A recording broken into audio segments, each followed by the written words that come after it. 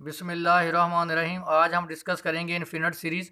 उसका चैप्टर हमारे पास 8 है। हम डिस्कस करें एस.एम. यूसुफ की बुक से। लेक्चर आज 24 डिस्कस करेंगे। हमारे पास है पहली डेफिनेशन सीक्वेंस की। हर वो फंक्शन सीक्वेंस होगा जिसकी जो डोमेन है वो सेट ऑफ नेचुरल नंबर होगी। मैंने लिखा हुआ है let X be a non empty set a function F define N to X whose domain is set of natural numbers is called a sequence. देखिए हमारे पास यहाँ एक फंक्शन एफ है, उसको मैंने डिफाइन किया है एन टू एक्स। जो हमारे पास फर्स्ट सेट है ये शो करता है डोमेन को, जो हमारे पास सेकंड सेट है यहाँ पे वो शो करता है रेंज को। हर वो फंक्शन जिसकी जो डोमेन है अगर सेट ऑफ नेचुरल नंबर्स होगी तो उसको हम सीक्वेंस कहेंगे। तो आपको पता है कि सेट ऑफ नेचुरल नंबर्स क्या होते हैं, 1 2 3 अप टू सोन। और सेट ऑफ नेचुरल नंबर्स को हम कैपिटल एन से डिनोट करते हैं। यहाँ एफ हमारे पास फंक्शन है और एन हमारे पास सेट ऑफ नेचुरल नंबर्स है और एक्स हमारे पास एनी सेट है। हमने जो फंक्शन डिफाइन किया है एफ एन टू एक्स, इसका मतलब हर वो फंक्शन जिसकी domain set of natural numbers होगी वो हमारे पास सीक्वेंस होगा। दूसरी हमारे पास डेफिनेशन है फाइनाइट सीक्वेंस। अगर हमारे पास जो डोमेन है, अगर डोमेन हमारे पास फाइनाइट है, हमने डिफाइन किया था function F N to X. अगर हमारे पास जो डोमेन है वो फाइनाइट है, क्योंकि हमेशा जब कंडीशन लगती है वो डोमेन पे अप्लाई करते हैं, क्योंकि जो डोमेन होती है ये इंडिपेंडेंट वेरिएबल को शो करती है और जो डोमेन होती है हमारे पास इनपुट होती है। इसका मतलब जब भी हम कंडीशन इम्पोज करेंगे तो डोमेन पे लगाएंगे। अगर तो हमारे पास जो डोमेन है यानी set of natural number 1 2 3 up to so on N, अगर तो ये हमारे पास जो डोमेन है फाइनाइट है तो जो हमारे पास जो सीक्वेंस होगा वो भी क्या होगा, फाइनाइट होगा। नेक्स्ट हमारे पास है इन्फिनिट सीक्वेंस। वही उसी तरह if domain of F is infinite set of number 1 2 3 up to so on then it is called infinite sequence. यानी अगर हमारे पास जो सीक्वेंस है उसकी डोमेन अगर इन्फिनिट है तो हमारे पास जो सीक्वेंस होगा उसको हम क्या कहेंगे, इन्फिनिट सीक्वेंस। यानी हमारे पास डोमेन क्या है, set of natural number 1 2 3 4 up to so on. तो ये हमारे पास जो सीक्वेंस होगा जो ये इन्फिनिट सीक्वेंस होगा। आगे हमारे पास है रियल सीक्वेंस। हमारे पास फंक्शन है एन टू आर। अगर हमारे पास जो सीक्वेंस है वो सब सेट हो रियल नंबर का, यानी उसकी जो रेंज है जो सब सेट हो रियल नंबर का, तो हम कहेंगे कि वो सीक्वेंस क्या है, रियल सीक्वेंस। ये sequence F N to R is called a real sequence if it's range is subset of real number. हर वो सीक्वेंस जिसकी रेंज क्या हो, सब सेट हो रियल नंबर का, वो हमारे पास क्या होगा, रियल सीक्वेंस। नेक्स्ट हमारे पास है कन्वर्जेंट सीक्वेंस।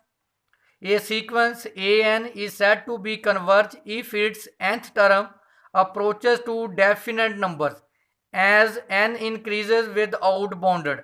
यानी जो हमारे पास सीक्वेंस होगा उसको हम डिनोट करेंगे ए एन से। तो हमारे पास जो ए एन है इसको हम क्या बोलते हैं, nth टर्म।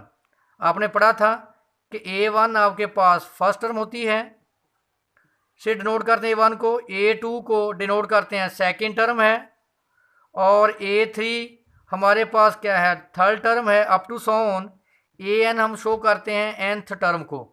अगर तो आपके पास जो nth टर्म है और n किसको अप्रोच करे, इन्फिनिटी को, AN जो आपके पास, अगर तो आपके पास आंसर क्या आता है, डेफिनेट नंबर आता है, तो जो हमारे पास सीक्वेंस होगा वो क्या करेगा, कन्वर्ज।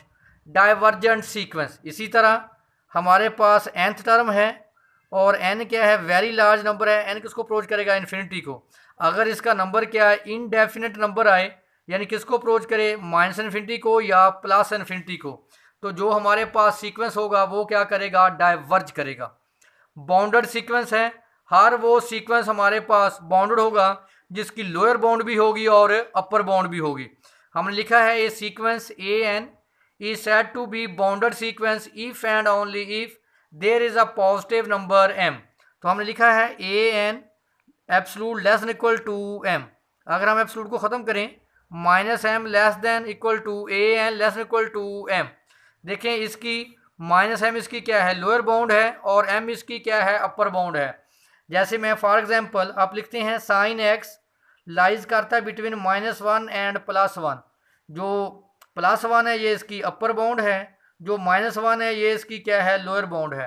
हर वो फंक्शन जिसकी लोअर बाउंड भी एग्जिस्ट करे और अपर बाउंड भी एग्जिस्ट करे, उसको हम कहते हैं बाउंडेड फंक्शन। तो ये हमारे पास यहाँ हमने क्या डिस्कस किया है, बाउंडेड सीक्वेंस, यानी हर वो सीक्वेंस बाउंडेड होगा जिसकी लोअर बाउंड भी एग्जिस्ट करे और अपर बाउंड भी एग्जिस्ट करे। हमारे पास नोड 1 है, a bounded sequence need not be a convergent sequence. Second note हमारे पास है, an unbounded sequence is divergent. इसका मतलब जो हमारे पास बाउंडेड सीक्वेंस होगा वो कन्वर्ज करेगा, जो अनबाउंडेड होगा वो हमेशा हमारे पास सीक्वेंस है वो डाइवर्ज करेगा। नेक्स्ट हमारे पास डेफिनेशन है मोनोटोनिक सीक्वेंस की, a sequence A N is said to be bounded sequence. Monotonic sequence वो सीक्वेंस होगा जो ये 4 कंडीशन को सेटिस्फाइड करेगा। पहली कंडीशन क्या है, non decreasing, if A N less than equal to A N plus 1, यानी जो नेक्स्ट टर्म है वो क्या, वो बढ़ना शुरू हो जाए, A1 less than equal to A2, A2 less than equal to A3, A3 less than equal to A4 less than equal to so on, यानी नेक्स्ट टर्म जो है वो प्रीवियस टर्म से क्या हो, ग्रेटर हो, उसको हम क्या बोलेंगे, नॉन डिक्रीजिंग सीक्वेंस। आगे हमारे पास सेकंड कंडीशन है non increasing sequence, if A N greater equal to A N plus 1, यानी जो प्रीवियस टर्म है वो क्या हो, छोटी हो। जैसे हम लिखते हैं हमारे पास यहाँ होगा A1 जो होगा ग्रेटर देन होगा A2 से, A2 ग्रेटर देन होगा A3 से, A3 ग्रेटर देन होगा A4 से, अप टू सो ऑन। तो ये सीक्वेंस कैसा होगा, नॉन इंक्रीजिंग। आगे हमारे पास है strictly increasing sequence, if A N less equal to A N plus 1। देखिए यहाँ लेस और इक्वल का साइन था, यहाँ जस्ट आगे पास लेस का साइन आएगा, इसका मतलब A1 less than A2, A2 less than A3, A3 less than A4 plus up to so on, यानी जो नेक्स्ट हमारे पास टर्म्स है वो प्रीवियस टर्म से क्या हो, ग्रेटर हो। आगे हमारे पास है strictly decreasing sequence, if A N greater equal to A N plus 1, all such sequences are called monotonic sequence. ये जो चारों आपके पास सीक्वेंसेस हैं ये क्या कहलाएंगे, मोनोटोनिक सीक्वेंस। हमारे पास नेक्स्ट नोट है, ए कन्वर्जेंट सीक्वेंस इज बाउंडेड, हर जो कन्वर्जेंट सीक्वेंस होगा वो क्या होगा, बाउंडेड। सेकंड नोट है, a bounded monotonic sequence is convergent. Next हमारे पास है सैंडविच थ्योरम। अगर आप देखें तो सैंडविच थ्योरम में हमारे पास 3 सीक्वेंस होते हैं, मैंने एक सीक्वेंस बोल दिया ए एन, दूसरे सीक्वेंस को हमने ले लिया बी एन, और तीसरा सीक्वेंस हमारे पास क्या है, सी एन। हमारे पास है एन जो है वेरी वेरी लार्ज नंबर है, n approach to infinity a n L को अप्रोच करे, और ये देखें कि जो हमारे पास ए एन है लेस देन क्या है, बी एन, और जो बी एन है वो लेस देन है सी एन। जो हमारे पास सबसे छोटा सीक्वेंस है limit n approach to infinity a n, किसको अप्रोच करे, एल को, और जो बड़ा सीक्वेंस है limit n approaches to infinity c n also approaches to L. देखें लोअर जो सीक्वेंस है वो भी एल को अप्रोच करे, और जो सबसे बड़ा सीक्वेंस है वो भी एल को अप्रोच करे, मस्ट है जो दरमियान वाला सीक्वेंस है वो भी किसको अप्रोच करेगा, एल को। ये हमारे पास है सैंडविच थ्योरम। नेक्स्ट हमारे पास नोट है, let a n sequence be a sequence and f be a continuous function define 1 to infinity such that, फिर हम जो हमारे पास सीक्वेंस ए एन होगा उसको हम लिख सकते हैं फंक्शन की फॉर्म में कि f of n is equal to A n, then limit n approaches to infinity a N is equal to f of x, यानी उसको हम जो नया वेरिएबल है वो एक्स में चेंज कर सकते हैं। हमारे पास एग्जांपल है कि find limit natural log of n over n as n approaches to infinity. तो देखें वही मैंने जो आपको नोट बताया था कि हम एफ ऑफ एक्स को चेंज करेंगे ए एन को, यानी जो हमारे पास सीक्वेंस दिया होगा ए एन की फॉर्म में उसको हम चेंज कर देंगे एफ ऑफ एक्स में। तो देखिए मैंने लिखा हुआ है f of n is equal to f of x. देखिए यहाँ एन आ रहा था, वहाँ मैंने क्या वेरिएबल रिप्लेस कर दिया एक्स। दोनों तरफ लिमिट अप्लाई करें, limit n approach to infinity f of n, limit x approaches to infinity natural log of x over x. देखें अगर आप लिमिट ऊपर अप्लाई करेंगे तो आंसर इन्फिनिटी आएगा, नीचे भी एक्स को वैल्यू इन्फिनिटी देंगे तो आंसर आपके पास क्या आएगा, इन्फिनिटी। देखें अगर आपके पास इन्फिनिटी ओवर इन्फिनिटी फॉर्म आए, इन्फिनिटी माइनस इन्फिनिटी फॉर्म आए, इन्फिनिटी प्लस इन्फिनिटी फॉर्म आए, 1 की पावर इन्फिनिटी हो, इन्फिनिटी की पावर 0 हो और 0 की पावर 0 हो, यानी अगर आपके पास इनडिटर्मिनेंट फॉर्म्स होंगी तो उसको हम सॉल्व करेंगे बाय एल हॉस्पिटल रूल से। एल हॉस्पिटल रूल क्या है कि limit x approaches to infinity f of x over g of x.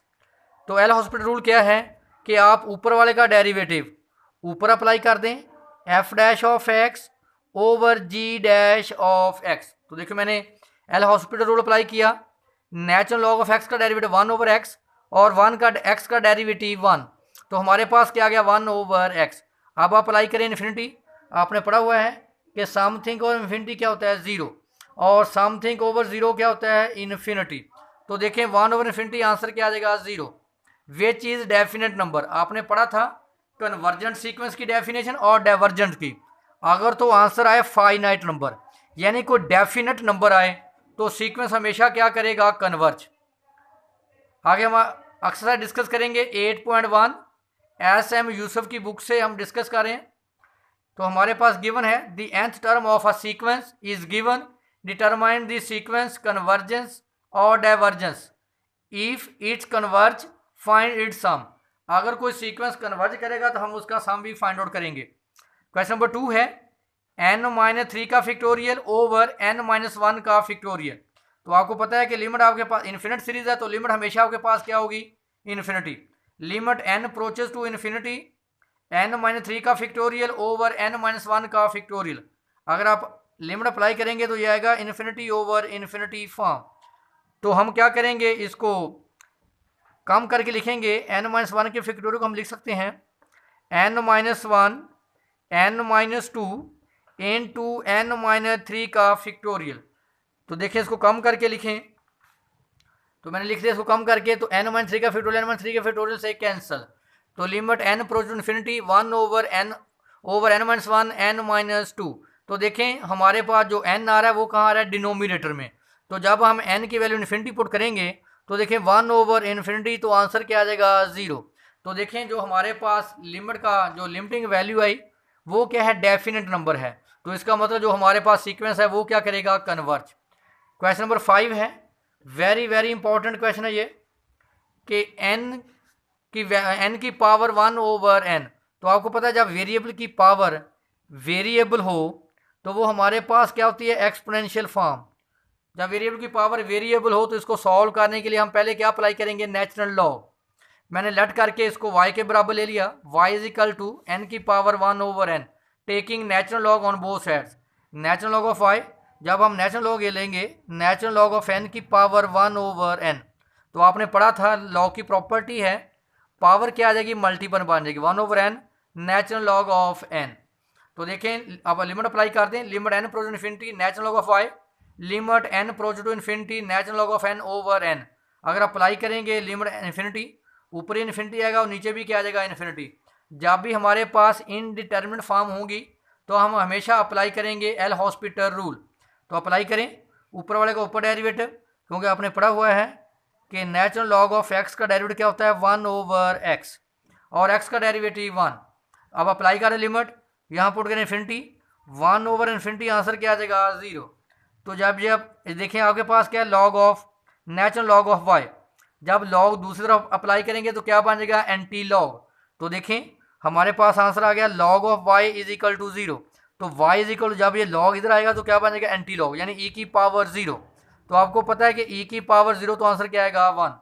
तो देखिए हमारे पास जो आंसर आया वो क्या है डेफिनेट नंबर। आपने पढ़ा था कि अगर आपके पास डेफिनेट नंबर होगा तो सीक्वेंस क्या करेगा कन्वर्ज। अगर इनडेफिनेट नंबर आएगा, इनडेफिनेट नंबर का मतलब है कि आपके पास माइनस इन्फिनिटी आ जाए आंसर या पॉजिटिव इन्फिनिटी आ जाए तो वो सीक्वेंस क्या करेगा डाइवर्ज करेगा। अब हमारे पास आंसर क्या आ गया फाइनाइट नंबर यानी डेफिनेट नंबर आ गया, तो सीक्वेंस हमारे पास क्या कर गया कन्वर्ज। ये हमारे पास इन्फिनिट सीक्वेंस के कुछ क्वेश्चन थे।